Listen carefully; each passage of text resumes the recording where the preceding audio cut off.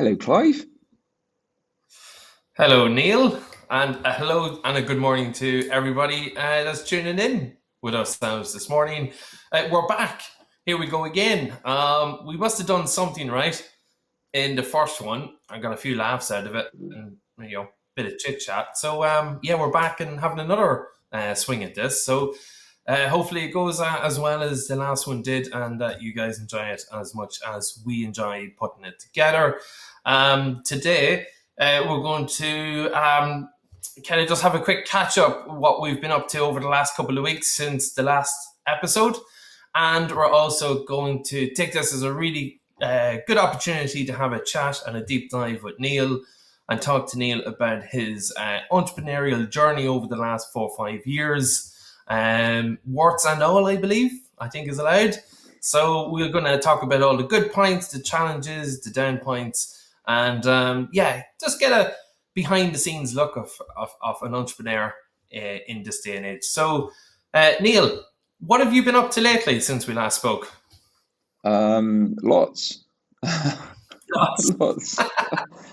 Traveling the country, winning a few clients, um, and generally just being incredibly very busy, which all of which I wouldn't change for the world. So last week, well, I'd say 2 weeks ago, I was quite ill.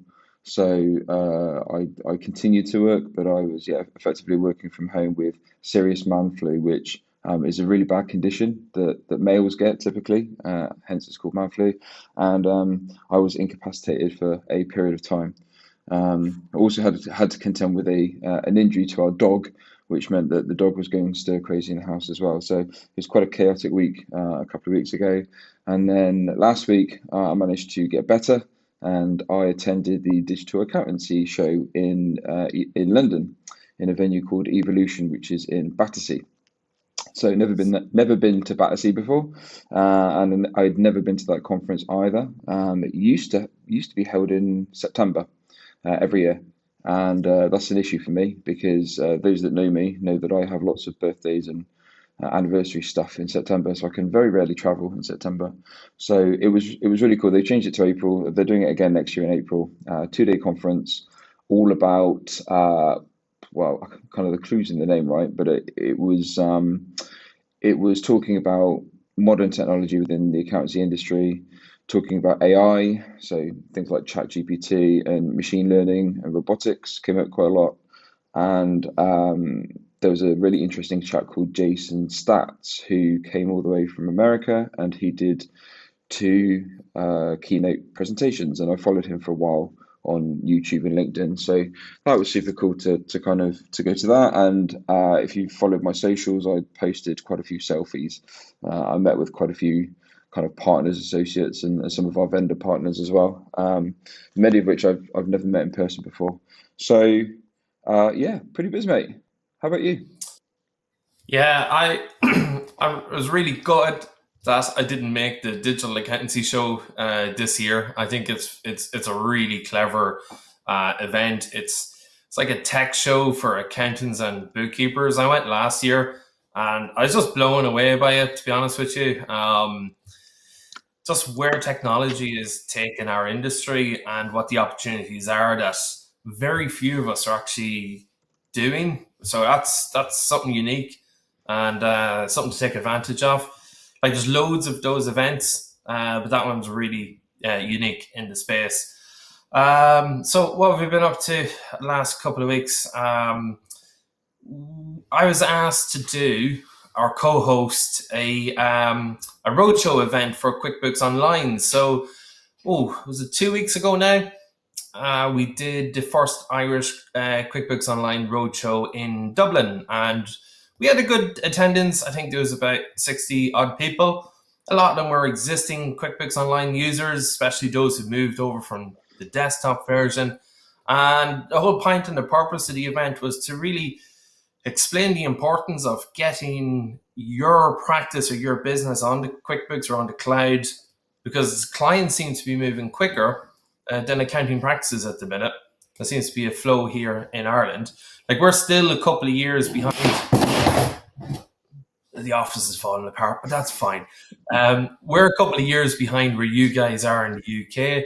We were playing catch up, and we're getting there slowly. So that was pretty cool to be a part of the event organization as well as hosting it.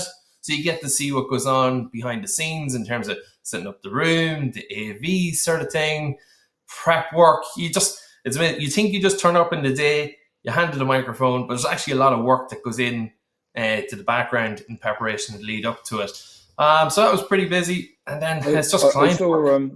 saw I saw a picture. So was it like 60 people in the room? You just did like live speaking in the room?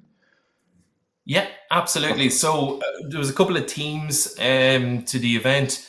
Obviously, there was the product updates and the new features, and we now have QuickBooks Online Advanced that's now available in Ireland. I know it's in the UK there already, but that's going to help a lot of clients who want that kind of move to a mid-tier type of a solution. So that's pretty cool. But then we spoke a lot about the importance of migrating your accounting practice and your clients to a cloud approach. We did then some training in the afternoon, and yeah, the feedback was pretty good. It was pretty good from it. So yeah, it's that was quite really cool it. that QuickBooks have reached out to you to do that. I mean, obviously it's a shame it's QuickBooks and not Zero, but I mean that's pretty good to do, right? So I don't think we need to get into a boxing match about blue versus we're green or anything we're like not we're that. not we're But not, it's we're not, really, not going to do software wars, right? yeah. So No, actually, to be honest, yeah, it's really, really good that got the opportunity to, I suppose, be the representative for them at the show with Kevin Barry there as well. It was a really good event. Looking forward to possibly doing more regional mini events around the country during the year. So hopefully, fingers crossed, that comes up. Yeah. So awesome, good that's stuff. it. Busy few weeks then. So And what about before you carry on? What about the weather? Because it's a little bit sunny here now, but we've had. I was walking the dog in shorts and t-shirt, and then the next day it was raining, and I had a coat on. It's been crazy here. What about you? it's been pretty good actually for the last couple of days. We bought a lawnmower, we got a strimmer. And just hopefully now we get an opportunity to use the bloody thing and it doesn't pelt down with rain again, which looking outside it possibly could do. So yeah, we'll try and get that grass cut whenever we can in between the showers. Lovely, lovely. Good for you. At least someone's had good weather. Yeah. I, I, So I Neil, would I would say at the digital accountancy show, this evolution venue is it's a kind of like a bit of a warehouse. It's kind of like a typical sort of convention center. And when Jason Stats was delivering his first keynote, we had a thunderstorm. And if anyone's seen it, it's like a silent disco thing. So everybody's got headphones on because it's quite sort of open plan. So like the speakers speak through like a microphone, and then to hear it, you've got to wear a headset.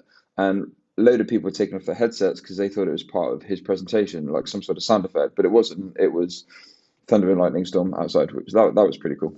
But yeah, crazy weather, crazy weather. I I remember last year when I was there, it was like 30 degrees. How Like many? 30. Oh, don't Okay. start again now with this. 30 degrees, Neil. I I didn't even prompt you on that, Clive. That's entirely your own know. doing. I'm not I'm taking no credit so for I'm so aware and self conscious of that now. I owe that one to you, and will forever be yours to haunt me with. that. Okay. Um, yeah, it was hot last year, and anybody like you need to go to that show to understand. It's like a disco. It's dark. It's loud. It's got music. It's got laser lights, and it's like a silent disco with your headphones on, listening to the panel I discussions. put the It's intro. I did a very short video clip of the intro on day one, and it was like the presentation screen, and then all the strobes and all the lighting were like swirling around. All the lights came down, and then they played. It's a really well known kind of like early to mid noughties dance track. I used to quite like dance music when I was sort of late teenager, early 20s, just kind of turn of the millennium. And it was an awesome song. I can't remember what it was now. I'll go check it out. But it was like this is amazing atmosphere. It's pretty cool for an accountancy conference, right? Like it's awesome. It's completely left field, isn't it? Did you have your Coldplay band that lights up every time they were playing music? No, no, we didn't have. We Ah, did. We had the lanyard with like the guest passes and stuff that you could then scan with the vendors and whatever. and to let you in through security. But we didn't have anything else kind of like that. So But last year, when Dan was doing his introduction and speech and the music started, everybody's wristband started to light up in different colors, like Coldplay. So we were all just okay, there waving. It was pretty cool little, it's amazing. cool Like little. Dan's done so well. It's obviously the first one that I've attended, but I've kind of watched it from afar, and I can imagine a bit like a music festival, the organisation and to get everything kind of curated and sorted must be a hell of a job. So yeah, Dan, if you're listening, great job with that, mate. And he got quite cut up on his intro speech as well when he was talking, like thanking everybody that sort of helped to organise. So yeah, really emotive fella, and yeah, good job. Awesome conference. Do you think we've done enough to get VIP tickets for next year? I don't know, mate. I'll let him know. Where's the timestamp on this? Right, 12 minutes 50. Right, I'll give him that timestamp and I'll say just watch this like 30 seconds and see what he says. Okay, so right, back on track. Back on track. We're here to have a chat with you, Neil. Okay, so the purpose of today's episode was to talk to Neil about his entrepreneurial journey and to give a little bit of background. I know Neil's an accountant with an accounting business, but I think it's important just to mix it with the business entrepreneurial side of things as well. So we're going to just kick into some questions that we've prepared. Neil may know or not know what these are. I'll I've have a not little chat. prepared anything. I've not prepared Okay, anything. all off the This cuff. is this is this is going to be typical NDC activity. Going to wing it. Going to fly by the seat of my pants. Just be kind, please.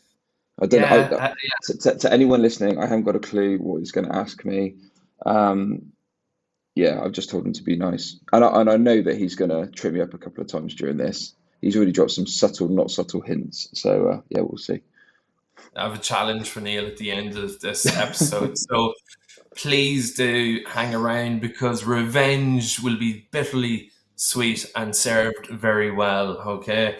Okay, so Neil, a lot of people already know you, but for those guys who don't know you, would you like to just do a short introduction of who you are and what you're about? Cool, thank you. So, yeah, my name is Neil. I live in a lovely little town called Weston-super-Mare, which is on the southwest of the UK, right on the coast. It's about half an hour southwest of Bristol. Um, Apart from a short kind of period of time when we got our first house, me and my wife, I've been born and bred here, so lived here most of my life. Um, Back in 1983 now, crikey, 40 years old last December. So there you go. And Is that right for an intro? Like I'm married, Carrie Ann, my Yeah, amazing wife. I've been with Carrie Ann for 17 years. I've got two amazing kids, Nathaniel, who's 7, and Elilu, who's 10. I hinted about the dog earlier, so we've got Rico, chocolate brown cocker spaniel, who is 3.5. And then we've got Oscar the cat, who's 14, I believe. So he's getting on a bit. Um, there you go. That's yeah. me. So Neil, can I ask, right?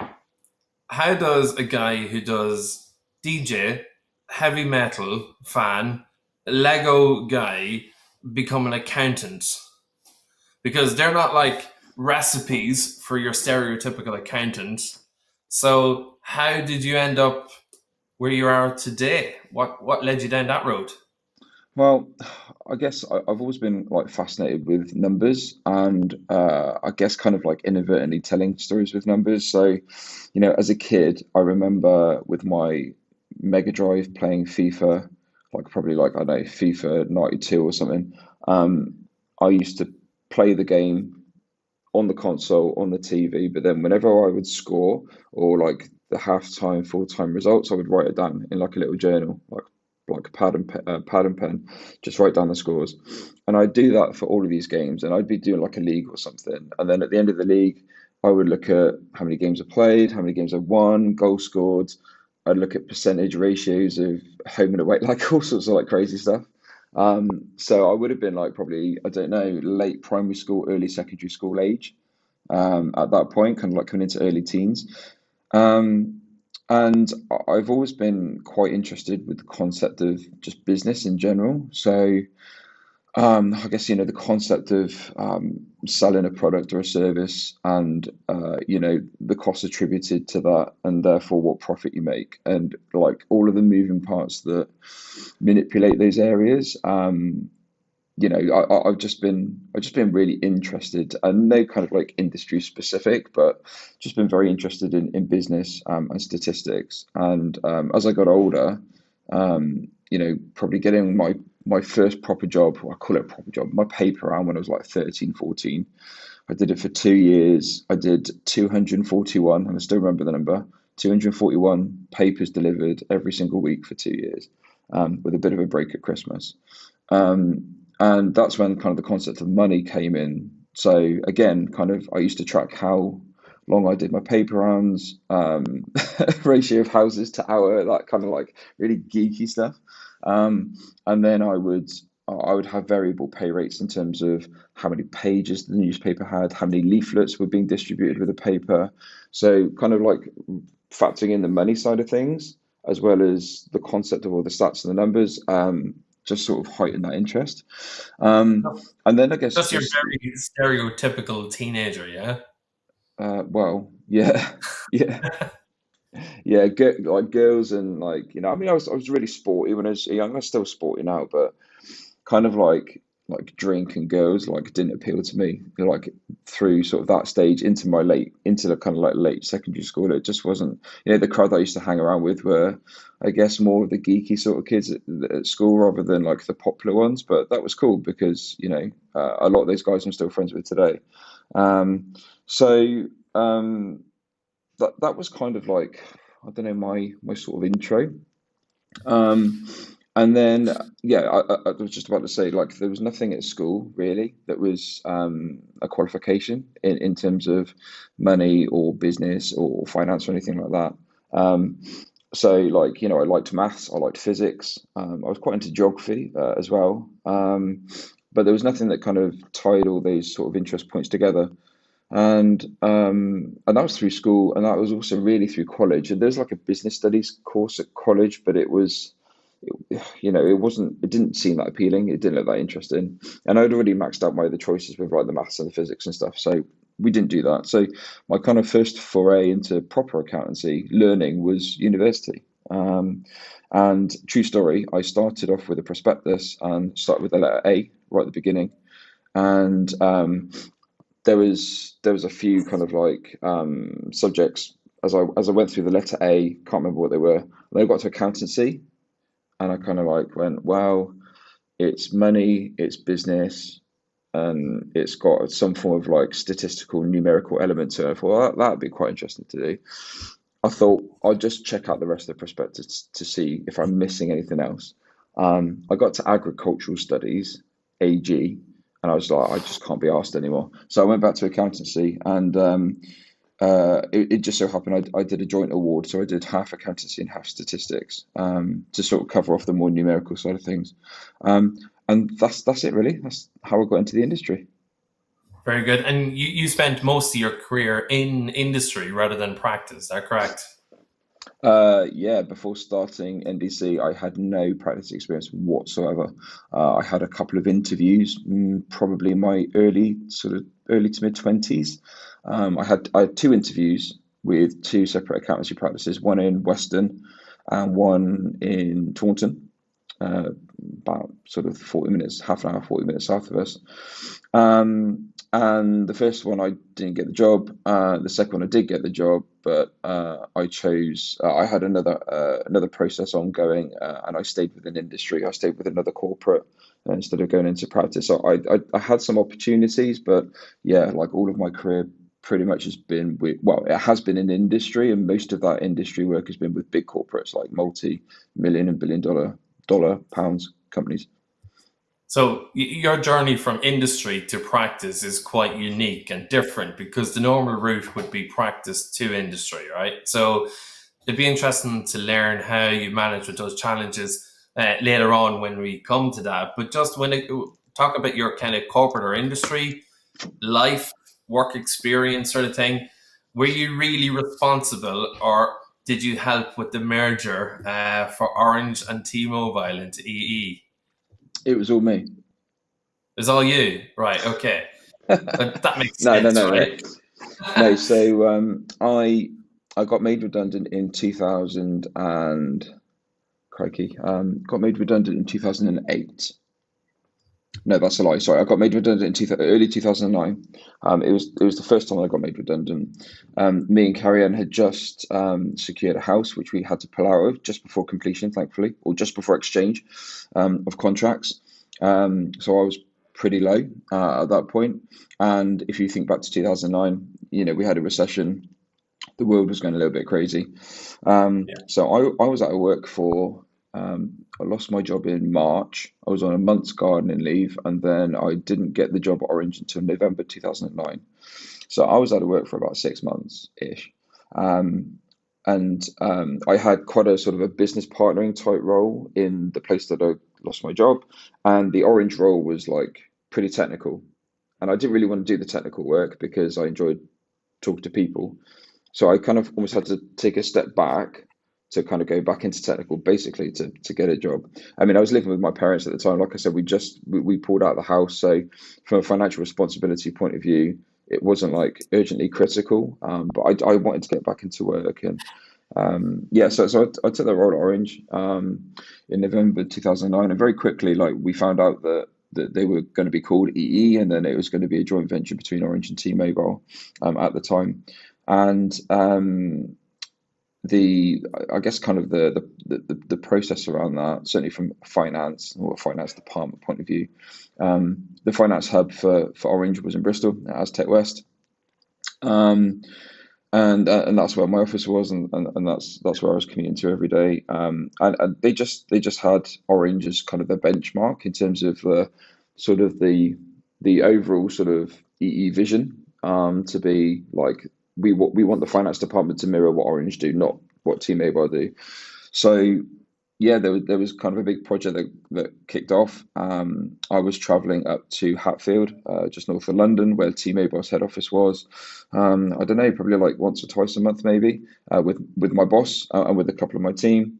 And we were just going up there to basically take over people's roles that were being made redundant, which was pretty difficult because I was like 20, 26, 20, 25, 26, I think at the time. Yeah. Um, and I wasn't qualified at that point either. I was part qualified. I think I just about started my studies at that point. So I was going up to Hatfield to talk to like 30, 40, 50-year-old experienced members of staff who were qualified, who'd been in the job for years, to say, look, tell me everything that you know because you're leaving in a couple of months. And we need to understand what you do in order to kind of roll out I guess kind of the Orange sort of protocols in terms of what we wanted the business to do. So no, it wasn't all me. It wasn't all me, Yeah. but I liked. Yeah, it was a great thing that I got on my CV. It was probably about a year end to end in terms of that work, and it taught me a lot. Not just from a business point of view, in terms of the actual content of what we were doing, but in terms of talking to people. A business that size, like merging together all of the synergies with that, all of the duplication, the systems work, migration stuff. Yeah, it was fascinating to do. Like really technical, but yeah, it was cool. So you went from there to one of probably Europe's largest veterinary groups. And you're leading the commercial finance function there as well.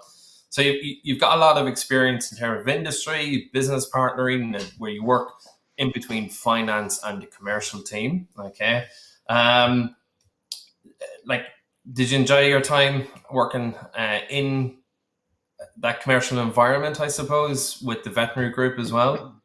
Yeah, the veterinary job was easily the best job I've ever had, and I had a couple of roles there. When I joined that business in 2014, the finance team were four people. So you had an FD. No, it was five. You had an FD, a financial director, a financial controller.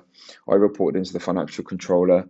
I was a senior, and then there was a management accountant, kind of one tier below me, and then an assistant one tier below them. So, kind of the core finance team were just three people, with then two managers.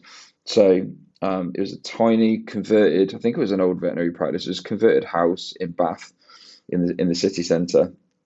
Horrendous commute, probably like 40 miles each way. I was in the car for like 3 hours a day. Um, but I was offered an interview in 2020, 2022, in 2012, um, and I went back to say, yeah, I'd love to have a chat with them, and the recruitment agency said that the role had already been filled, which was disappointing. But fast forward exactly a year later, the same recruitment agent came back to me and said, look, they're hiring again. Would you be interested again? So I felt like it was kind of fate that I at least went and saw what they were all about. But yeah, the concept of the business was it was private equity backed. The model was to go out to buy independent veterinary practices that the vendors wanted to retire, or maybe they had cash flow issues, or maybe they just didn't want to do the back office stuff and they just wanted to care for animals.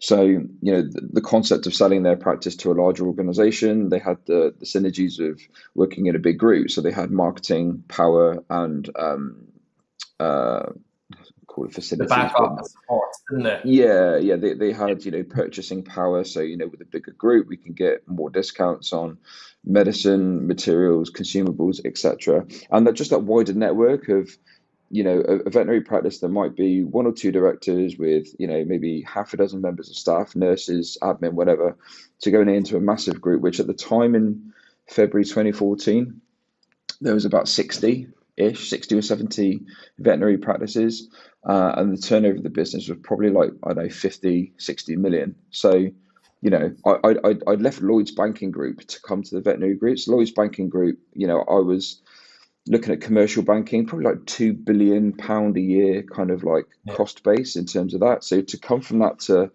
a £50 million company was and like 300 people in finance at Lloyd's Bank in Bristol, like three people in my team in the veterinary group. So it was I suppose massively different. Go on. there's a lot of skills to learn there in terms of working with people, communication, management, negotiation. So there's a lot of interpersonal skills that you pick up when you're working in a commercial environment like that across different departments and things like that as well, isn't there? Yeah, 100%. Yeah. And whilst £50 million isn't a small number, comparatively speaking, in terms of an organizational structure, it was like really tiny compared to Lloyds Banking Group. So yeah, so I got that job February 2014, and then went into the finance team. Did kind of like management accounts type work, so like small levels of business partnering with internally with the teams, and also with the veterinary practices, but pretty much just based in Bath, kind of jockeying spreadsheets around. And then So go on. no, keep going. Yeah. I was just going to say I segued then into the proper commercial finance team. That was just one person at the time, um, and that would have been March 2017, and that was the job that I kind of set aside for myself, because that was the traveling around the country, meeting the veterinary businesses, meeting the clinical directors, meeting the vets, meeting the nurses, and taking profit and loss accounts, balance sheets, financial information, and like I said, telling stories with that information. So, running through profitability, looking at all their KPIs, all their metrics, dashboards, reports, yeah, all that kind of stuff. Yeah. And I did that job for 2 years, just over, and we grew the team from one person to about 12. And in between that time, we also merged with the European veterinary group to create an even larger group. And some of those responsibilities covered Europe. So, for example, me and a colleague went out to Sweden, to Stockholm, to kind of like learn what those guys were doing and how we can incorporate that back into the UK, or kind of like overall group business. So yeah, 100%. That was like the best job that I'd ever had. It was amazing. So let's roll forward to the end of 2019. It's this thing called COVID starting to appear in the news and the headlines, and things take a bit of a turn, and your personal and professional career then takes a bit of a change in direction. So like I know from speaking with you over the years that that was a huge turning point for you. So like talk a little bit about the lead up to that, but more importantly about how you made the decisions that you did and how it set you on the road that you're on now. Well, I guess like, long story short, I left the veterinary group. I said to my manager, I said I wanted to do something slightly different. I'd done that kind of role and built the team and built the process, and I kind of wanted to do something a little bit different. And he said, well, why don't you come and, work more on the European side of things and be more of a finance director and have a large team, and we'll give you a 20 grand pay rise. And I thought, oh, that's pretty cool. But then I kind of thought about it, and it would have been more of the same. So I turned down a 20k pay rise to basically jump back into a more technical role, because at this point I had a vision of having a business of my own. So the concept of going out to veterinary practices and giving that business advice, that element of the role is what I wanted to keep. Coming back to head office and dealing with, at that point, like 200 people in finance and lots of politics, big business. It turned into Lloyd's Banking Group in terms of like the atmosphere and the corporateness. So I got more technical role as a financial controller. Was sold a bit of a kipper in terms of what the role was. I thought I was going to be there for a year or two to, and potentially build up a small client pipeline that I could do evenings and weekends on the side. Um, and yeah, the role was just not what I hoped it was. It was a toxic environment, very mentally and personally draining, really bad experiences there. Um, and then they fired me on the 14th of January 2020. And it was probably a blessing in disguise, because I don't think I could have sort of stayed there much longer, to be perfectly honest. Um, by this point, I think I probably had 3 or 4 clients ish. Um, my first client I signed in September 2019, very small sole trader client. And then I probably picked up a couple just before Christmas, and then like a couple of tax returns in January, that sort of thing. So like nothing huge, nothing big scale, certainly nothing Yeah. that I could run the house or feed the family with. Um, and yeah, like that was it. That was the situation. Like turning down a 20k pay rise and then not having a job all in the space of like a year. And we've never had like a shitload of money. So we like looked at the bank, and I said to Carrie Ann, we've got 2 months worth of cash here, what, to pay the mortgage. So So I either have to go out and get a job like within 2 months, or we maybe give this side hustle a bit of a go to see if we can make it work. But yeah, we were seriously like in danger of defaulting on our mortgage, which, never been in that position. Like never had loads of money, but we've always been relatively comfortable. We've always paid our bills. We've never had kind of the threat of red letters or anything like that. So yeah, it's pretty scary, mate. Like, yeah, when I think about it now, like 4 years ago, like is a fair amount of time, but it seems like yesterday. yeah, yeah. And Things. this was really before COVID was like a thing as well. To be honest, like there's some like rumblings of COVID in January. I remember going to a bar and getting a drink, and like somebody by the side of me ordered a bottle of Corona, and there was some sort of like in joke there. So like it was a thing like in the news and whatever, but I don't think anyone really took it seriously until like middle of March, when obviously the world went a bit crazy. So Neil, it was then you had your reasons, you had your purpose, and your whys.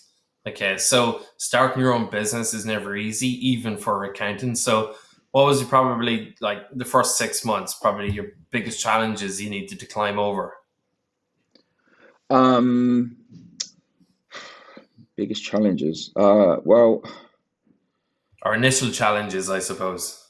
I guess I knew I could do the work. I think that's probably, a big barrier sometimes. I didn't have the confidence. Like my confidence was, as you can imagine, like totally rock bottom at that point.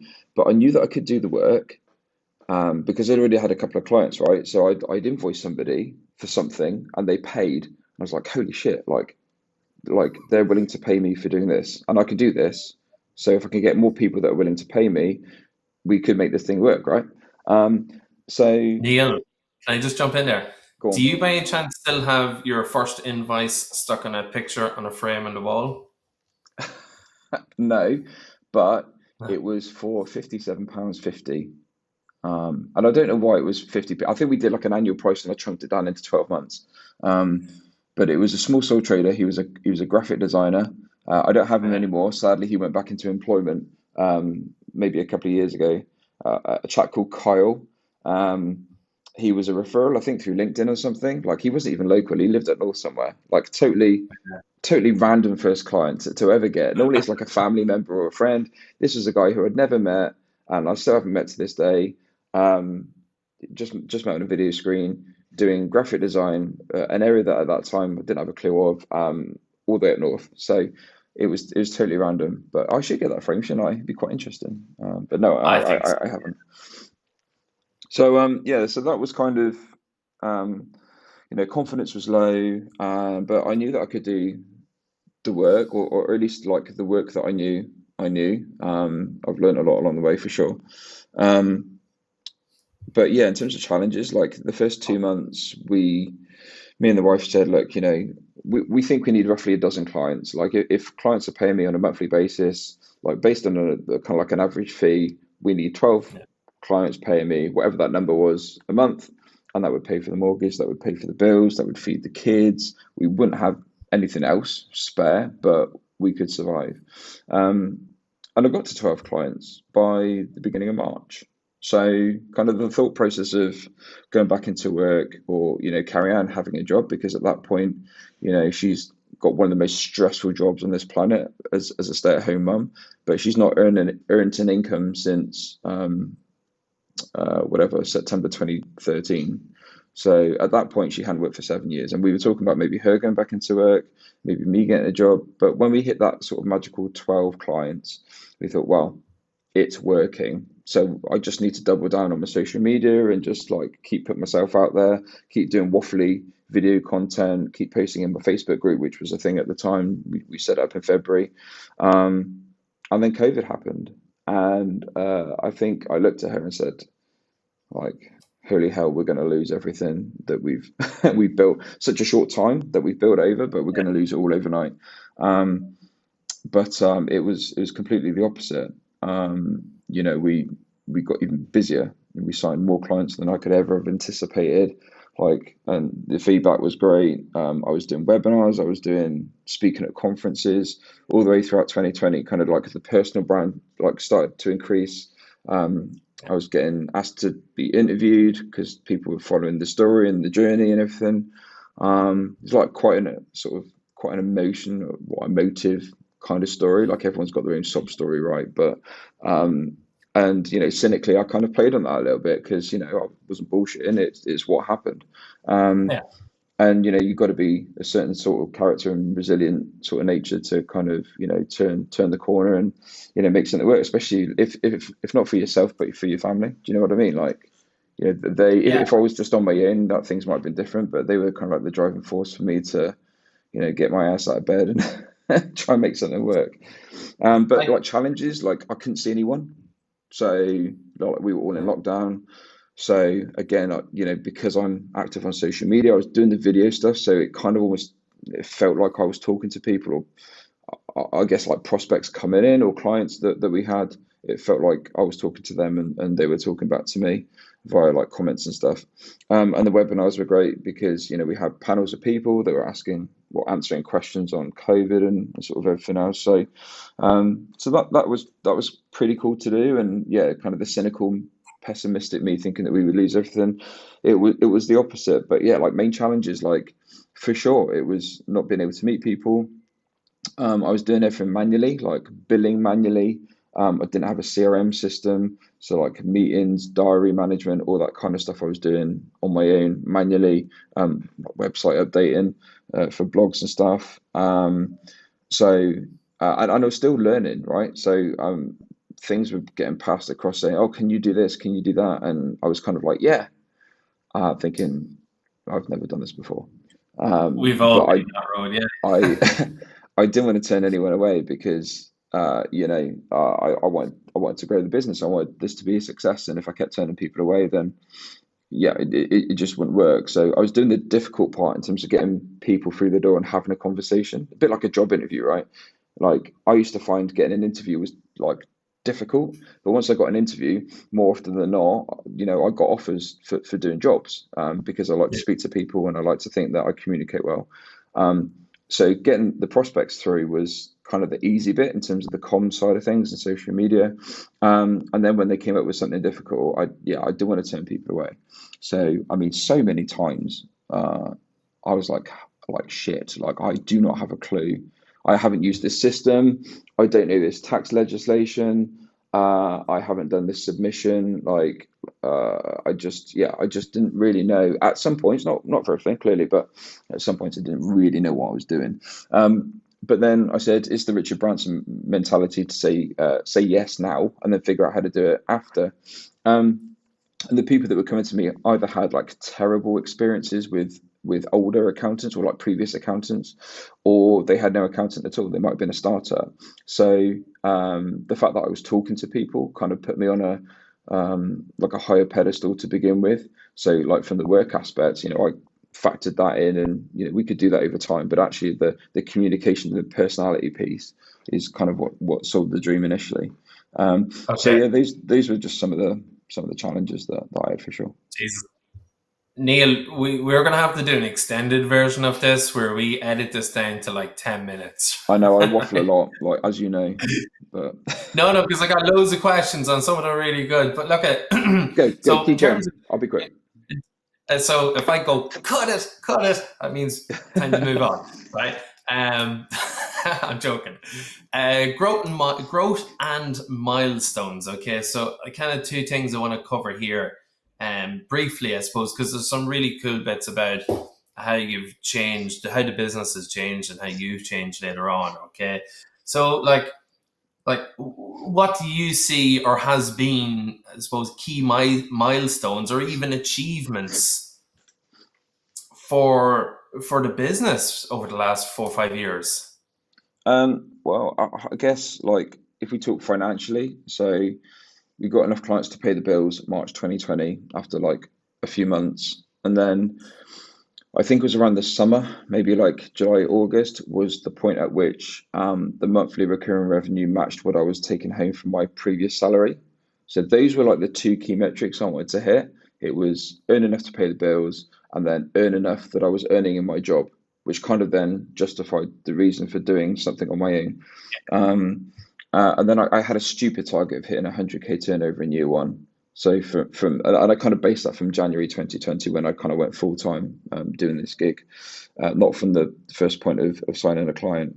And I don't know why I came up with that number. I just thought it sounded cool, like six figures. I'd never had that as a salary, and it just sounded interesting. And we hit that. And then I did an interview with Mark Wickersham, who we spoke about on the last episode, who's the leader of the Value Pricing Academy, who I followed since 2019, even before the business.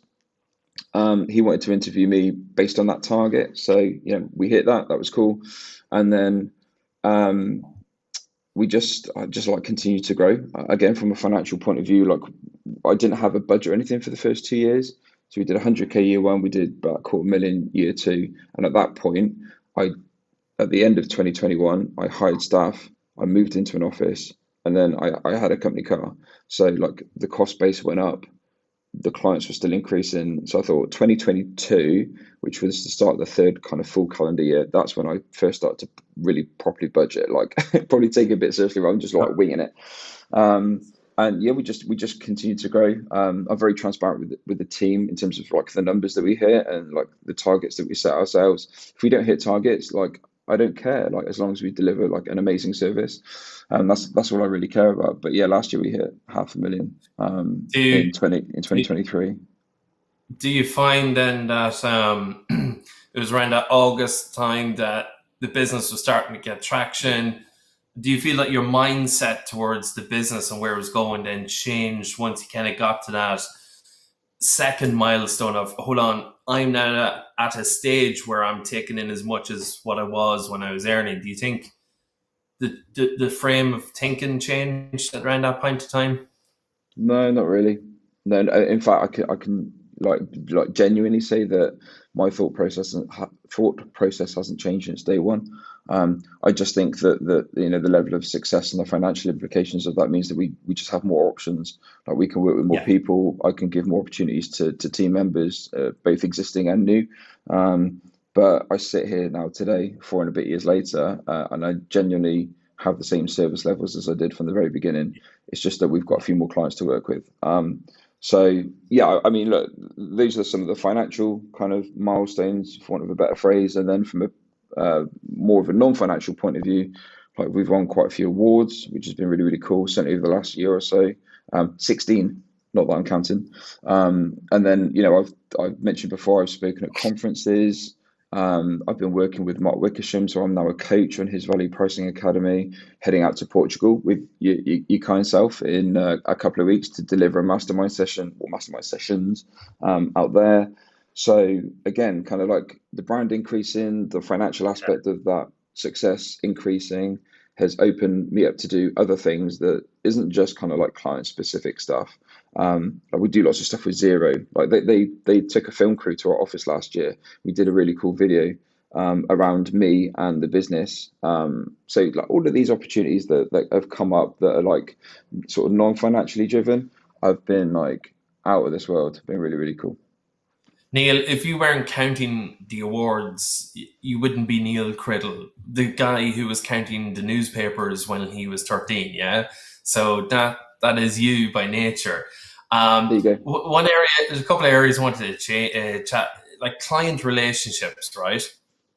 Okay, so you said your mindset has never changed since day one, and it's been very focused on being a business partner, shoulder to shoulder with clients. Okay, so like, what do you think is the best way, or how have you found is the best way to go and build and maintain those strong relationships with your clients? Because you're very open to meeting your clients and showing like I know you because I know you're always the conversations is as important as the numbers, right?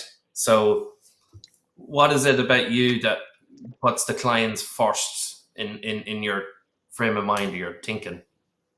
Treating clients' businesses as if they were my own, like Yeah. key thing number one. And number two, talking, yeah, or emailing, or yeah, voice noting, like whatever. So like have a passion to make sure that my clients succeed, because if our clients succeed, then we as a business succeed, and then that will enable me to do things personally, but also, like I said, give opportunities to the team, whatever, or the community, the work that we do with schools, colleges, whatever. And fundamentally, it boils down to making sure that the clients are happy and that they succeed. I can't do their work for them, and we have had businesses fail, but it's not for want of lack of trying. It's not for want of lack of, trying to help them, trying to communicate numbers, trying to steer them down, a path of business ownership.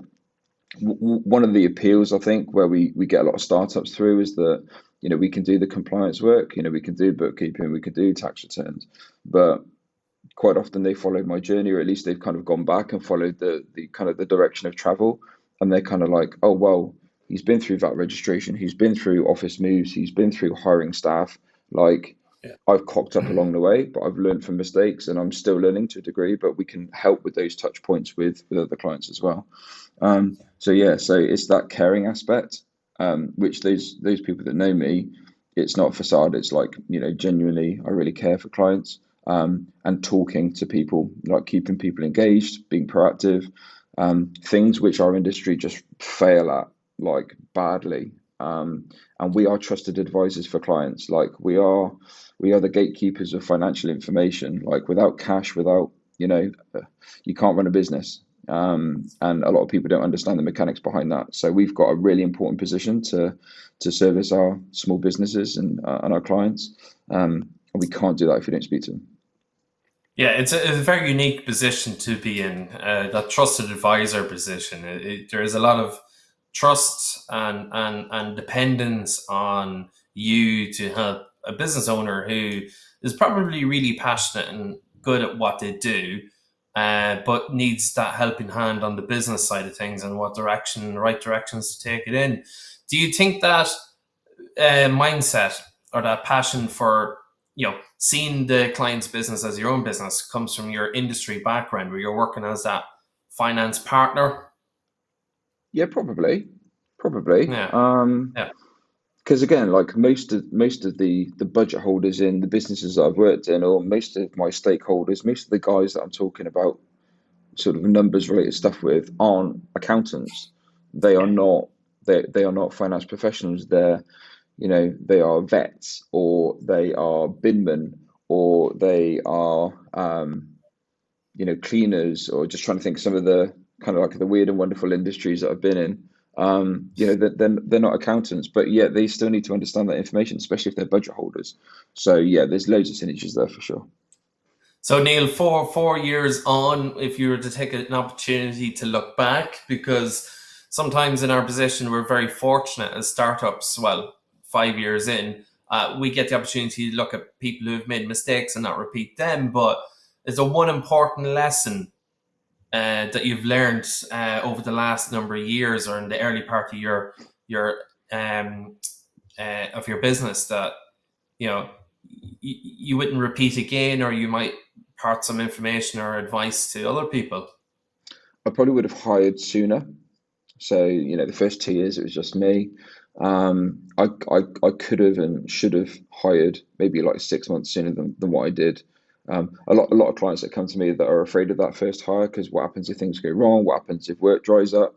And I now say to clients, you've got to stick your neck out and just back yourself, because you've grown it to such a stage already to be in a position to potentially hire. Then you just got to think that you're going to keep going. But I was that person back then in 2021. So yeah, I should have hired sooner. Um, I should have done maybe more tech stuff a bit sooner. I probably did a lot of stuff manually for too long, which then constricted my time. So I could have maybe grown. I've grown the business fast, right? Don't get me wrong, but I could have done things a bit quicker. Certainly in the first year. Um, but yeah, these are the two things I think. Just like, especially in this age, like AI is now a thing. Yeah. And one of the challenges that I've got is having time to spend with AI. So it's like, get on board with tech as soon as you can and keep up to date with stuff as well. And then, yeah, like the hiring aspect, do it sooner. I think, yeah, that first decision to take on somebody is a huge step for any small business owner to make, and it'd be quite a daunting one, and one that needs I, to be I, I properly. took I took two people as well, so hence the reason for Why not? needing to hire sooner. Yeah, I took on two guys on the same day, and actually the same day that we moved into the office as well. So yeah, it was crazy times. Do you think? Do you think you mentioned AI? So technology is changing in our industry very, very quickly. So to that end, how important is it in the delivery of what you do, and in terms of business processes for Massively, your business? because like technology makes things more efficient, but also more effective, which means that we don't spend the time prattling about with spreadsheets and manually data entry stuff. The time saved doing that, because the tech does that, Yeah. enables us to speak to clients. And the people that come up with, or like the accountants that have kind of the box of receipts and invoices kind of mentality, or the guys that don't use software, they might use spreadsheets, but they are like frantically, like in a hamster wheel, like churning through all this transactional stuff, and then they never speak to clients. So I think it's massively important, like, to adopt the tech and to kind of help with that side of things. Not even talking about sort of tech around social media and the marketing side, but actually doing the work. Yeah, it's hugely important.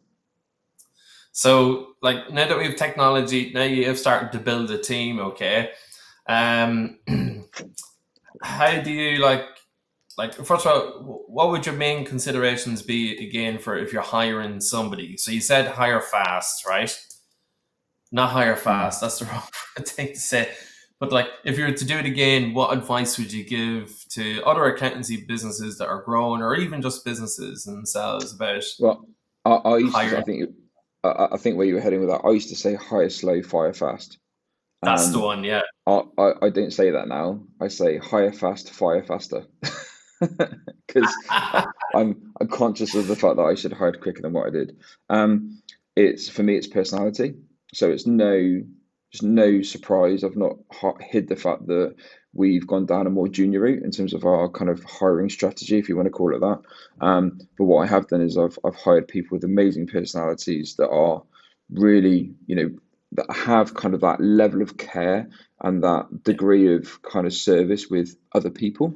They might not be as technically advanced, or theoretically they might not know the systems, but all that stuff you can teach, right? So for me, Absolutely. like training someone up to a level where they can do the work with the systems, that takes time, and that will take more time than somebody coming in that might be experienced. But I can do that relatively easily. What I can't do is hire someone that can hit the ground running and they're like an arsehole with clients. So, Yeah, and you can't change that either, I would say.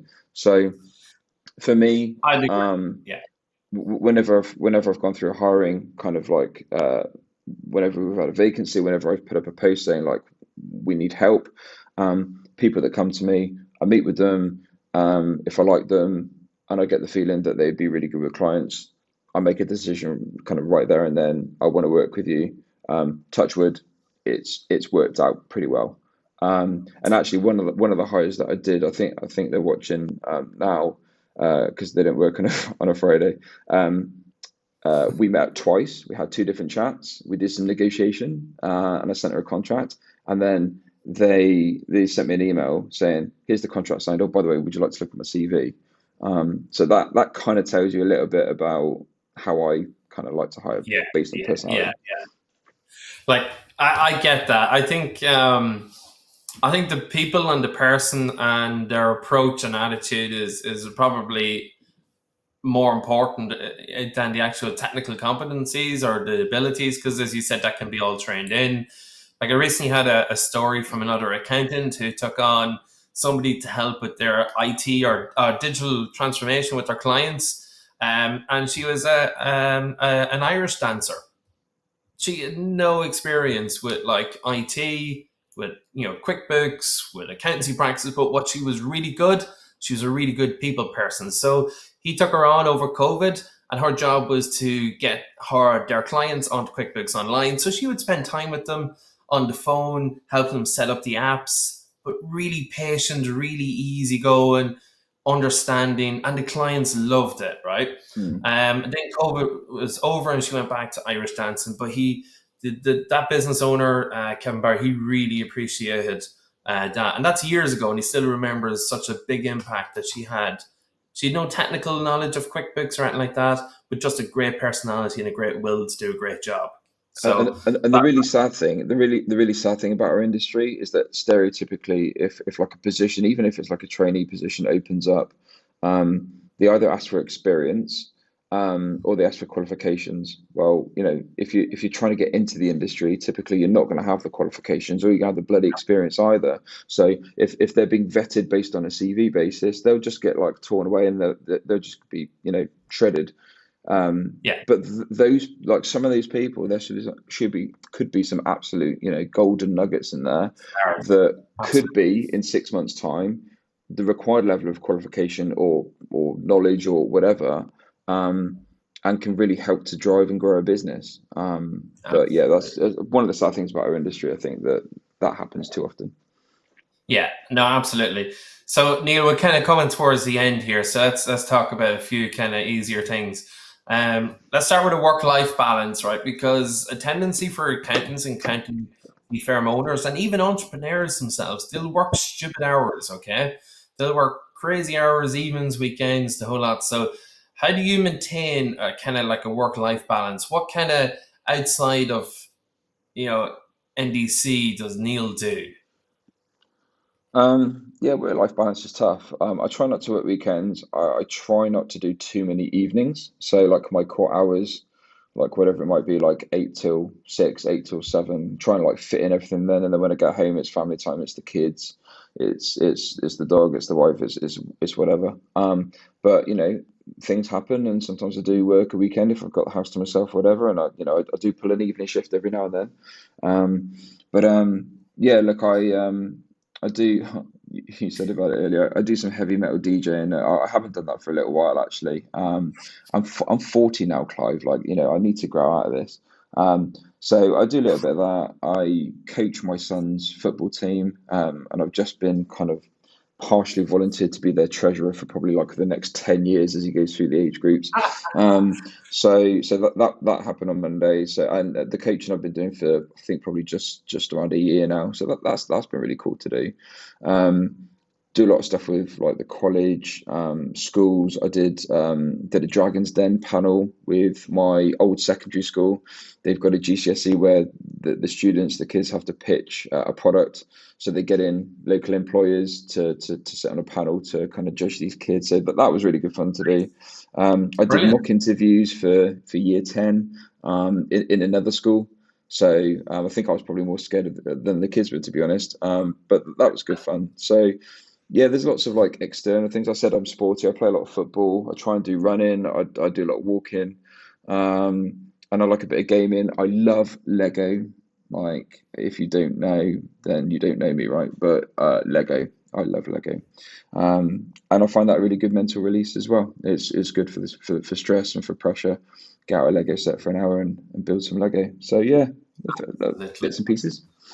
I can definitely agree with the Lego thing. I think that's pretty cool. It's a nice little hobby to switch off, stick Yeah, something into your ears, listen to a bit of music, AC/DC, whatever it is, and just take some time out of the world, really. yeah. So we're nearing the end here. Okay. In terms of the future, then. Okay. So if we look ahead, like, what does the next? I know it's probably, but we should all do this every year anyway. Ask ourselves the question: what does the next 5 years look like for me, and what does the business need to look like in order to deliver on that? So in 5 years, I'll be retired. Woo! No. Look, we will continue to do what we've been doing for 4 years. If that means that we grow, we grow. If it means we don't, we don't. We'll do the right thing at the right time. Um, you know, like the kids are getting older. Like in a 5 years time, I mean, Els will still be too young, like 15, 16. But there could be a potential for them to want to do something in the business when they get older. Like, who knows? But like, I love what I do, and I don't really want to change up too much. I want to work with more amazing clients. I want to grow a slightly bigger team to give more people opportunity, but I don't want to look an army of people, right? I don't want to look a massive, massive business. So I want to do it like sustainably. And whether that's organic growth, whether that's buying businesses and consolidating, whether that's growing our property portfolio, whether it's doing more coaching work, which I love to do, which I've done more this year than last year, and more last year than the year before that. So there's lots of pillars, there's lots of like different opportunities. The likes of Zero and Sift, like two of the software providers that we use, they want to do more stuff with us. From like an interviewing webinar kind of like case study kind of way of things. So yeah, there's lots of options, I think. There's lots of options, and we'll keep That's going. not the answer. That's not the answer I was expecting. I'm near sure the answer would be, I'm going to buy myself £100 pair of wellies. I'm going to buy myself a farm, and I'm going to be a mucker. I don't know what to say about that. No, I can't see myself being I A can't see farmer, myself in no. wellies, let alone anything else. Yeah. Michelle says you better not retire in 5 years. So there you go. You're Uh, stuck. there you go. You're So stuck. Michelle is a very valued member of my team. So don't worry, you'll have a job for at least 5 years. Yeah, there you go. Neil, we've got three more things to do, and then we'll wrap it up. Okay. So, as an entrepreneur or as an accountancy firm owner, what advice would you give to aspiring entrepreneurs or accounting firm owners who are considering starting their business or an accounting business?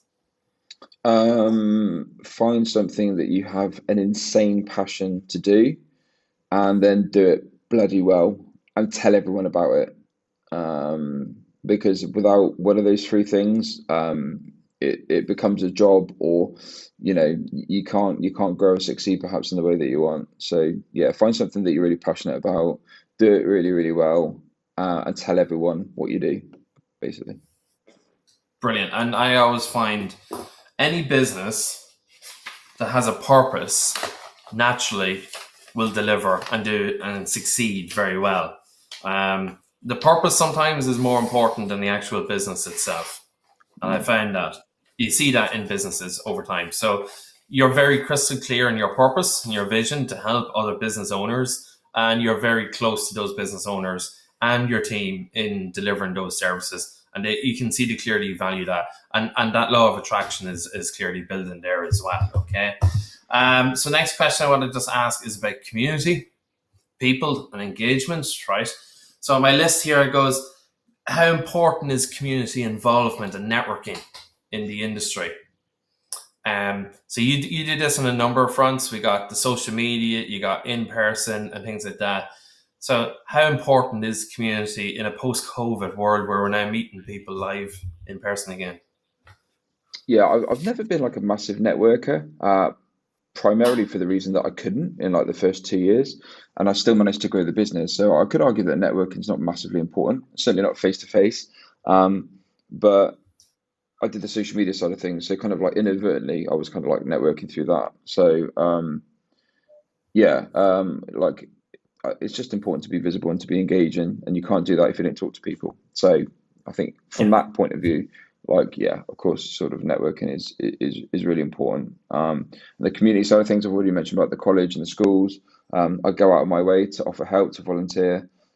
If I can give kids or aspiring business owners some insight, some help. I did it yesterday. Drove all the way to Bristol. Spent 2 hours with another accountancy business owner, smaller business than ours, but they wanted to basically learn and understand what we've been doing for 4 years. So I just love to help people. Do you know what I mean? And that could be clients. It doesn't have to be clients. So I think it's super important that like I've got a story to tell and some information that can be inspirational or of use to other people. I am wholeheartedly willing to share.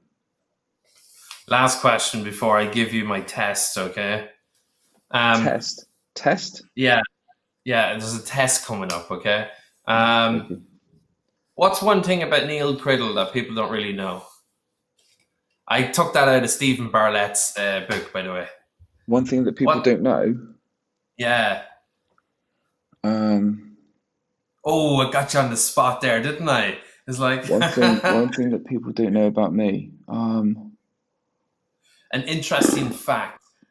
I don't know, maybe you ran 100 meters in under 10 seconds when you were 17 or something. You trying to say that I can't do that now? Absolutely. I've Well, seen you in your training kit. oh, is that euphemism for something?